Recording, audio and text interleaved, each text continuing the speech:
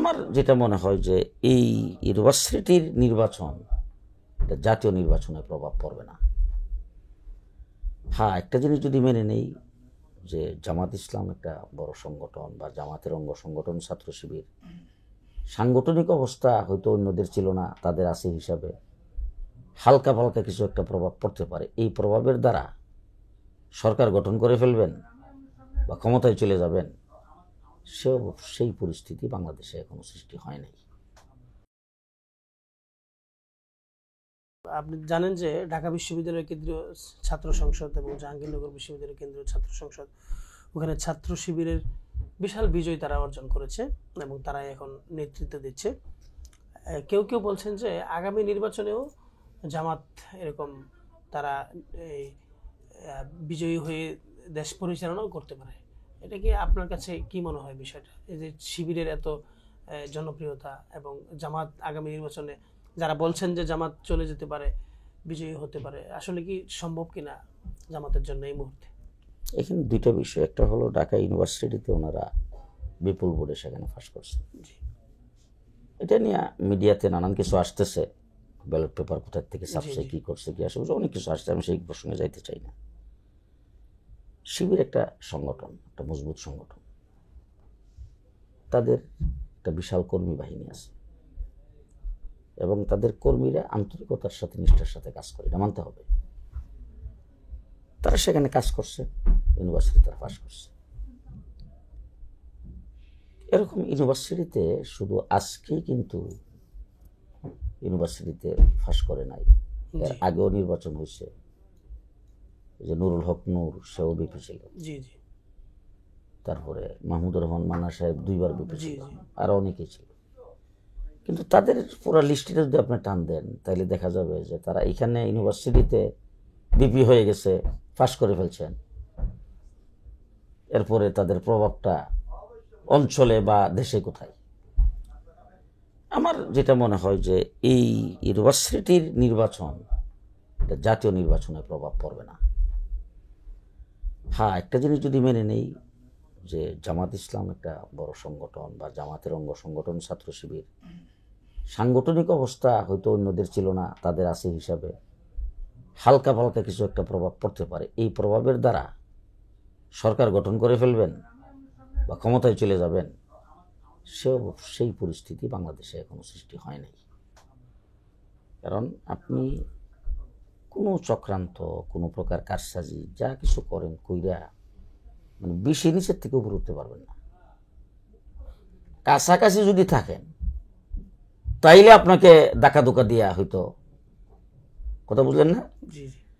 এখন জামাত ইসলামী বা বর্তমান বাংলাদেশে যে পর্যায়ে আছে, তাদের সারা বাংলাদেশের যে জনসমর্থন আছে, সাংগঠনিক শক্তি যতটুকু আছে, এর দ্বারা ক্ষমতার পর্যায়ে পর্যন্ত পৌঁছা এটা সম্ভব বলে মনে হয় না। আপনি ইতিমধ্যেই লন্ডনে সফর করেছেন, যুক্তরাজ্যে সফর করেছেন, ওখানে কি তারেক রহমানের সাথে আপনার কোনো মিটিং হয়েছে কিনা? এরকম একটি কথা বিভিন্ন জায়গায় আমরা দেখছি বা শুনছি যে এরকম যে আপনার সাথে একটি মিটিং হয়েছে, বা আসলে কি হয়েছে কিনা, নাকি এটি শুধু মানুষ ছড়িয়েছে?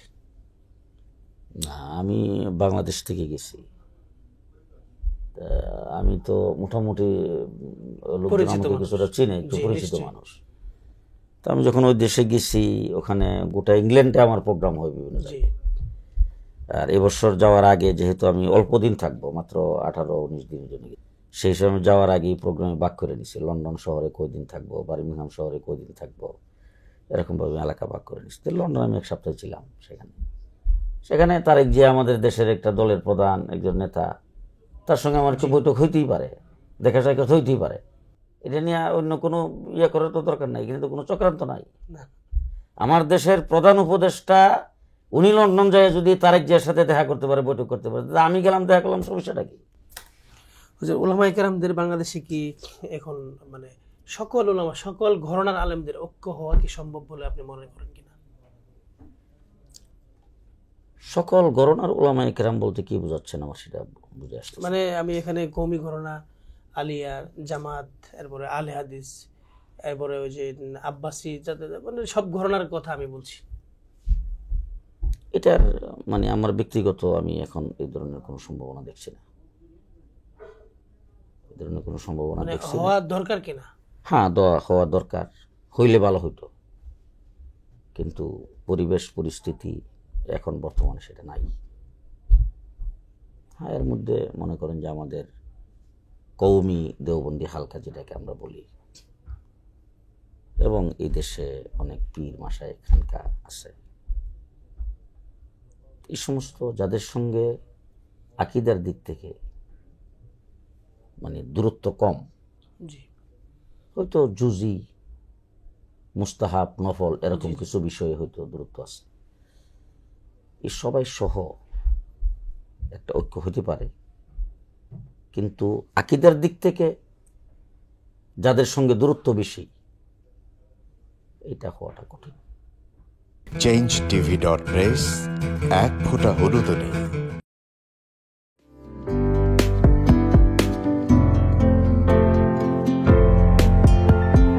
পহেলা জানুয়ারি 2025 ইউটিউব জার্নালিজমের অগ্রদূত changetv.press 6 বছর পেরিয়ে পা রাখলো গর্বিত সাথে। চেঞ্জ টিভি আমার খুবই প্রিয় একটা অনলাইন একটা গণমাধ্যম। আমি মনে হয় অসংখ্য কর্মসূচি করেছি, অনেক বক্তব্য দিয়েছি। আমার বা আমাদের পার্টির এবং আমাদের মঞ্চের অসংখ্য বক্তব্য বিবৃতি তারা নিয়েছেন।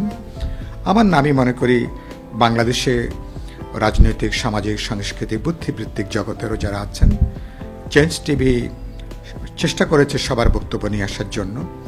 আমাদের দুর্দিনে চেঞ্জ টিভি আমাদের সাথে ছিল।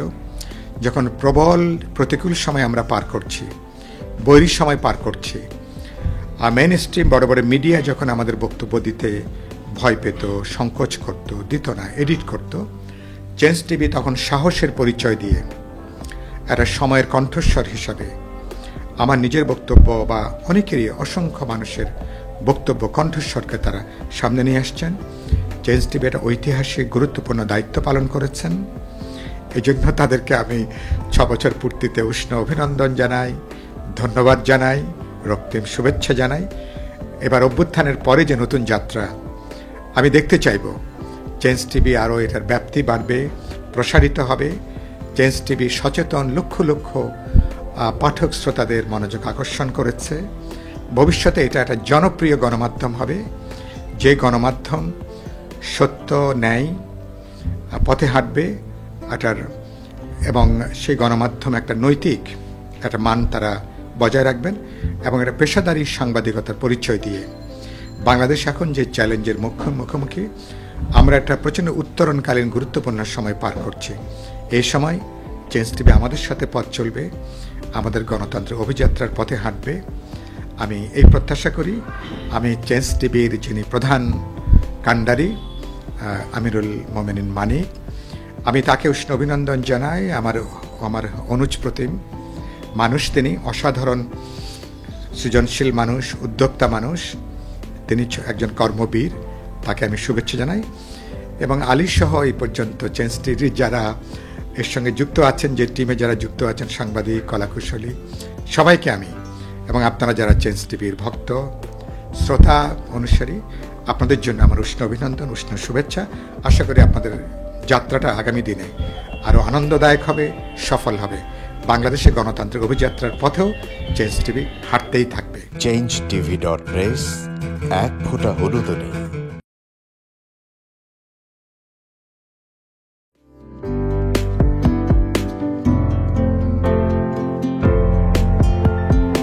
পহেলা জানুয়ারি 2025 ইউটিউব জার্নালিজমের অগ্রদূত changetv.press 6 বছর পেরিয়ে পা রাখলো গর্বিত সাথে।